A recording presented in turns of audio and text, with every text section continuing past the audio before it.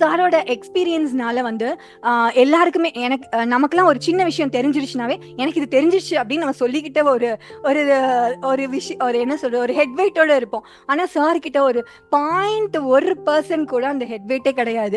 எல்லா விஷயமும் தெரியும். ஆனா தெரிஞ்சுட்டே உட்காந்துட்டு நம்ம கேட்கிற சில்லி இதெல்லாம் ஒரு கேள்வியான அவருக்கு மைண்ட் வாய்ஸ்ல மேபி நினைச்சிருக்கலாம். ஆனா எங்க கிட்ட அந்த ரியாக்ஷன் எதுவுமே கொடுக்கல.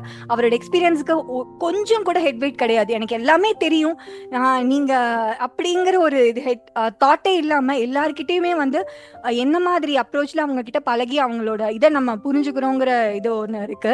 ஸோ அது வந்து ரொம்ப ரொம்ப பெரிய விஷயம் சார். அந்த ஹெட் வெயிட்டை வந்து யாருக்கு என்னைக்குமே வந்து நம்ம புகழை வந்து தலைக்கு மேல எடுத்துட்டு போக கூடாது. அதே மாதிரி நம்ம வீழ்ச்சியை வந்துட்டு நம்ம மனசுக்கு எடுத்துட்டு போய் அதை ரொம்ப இது பண்ணிக்கவும் கூடாதுங்கிற விஷயத்த அவங்க கிட்ட நாங்க கத்துக்கிட்டோம். பாசிட்டிவோ நெகட்டிவோ அப்ஸ் அண்ட் டவுன்ஸ் என்ன வந்தாலுமே அதை வந்து ஒரே லைன்ல நம்ம கொண்டுட்டு போறது வந்து ரொம்ப ரொம்ப மிகப்பெரிய விஷயம்.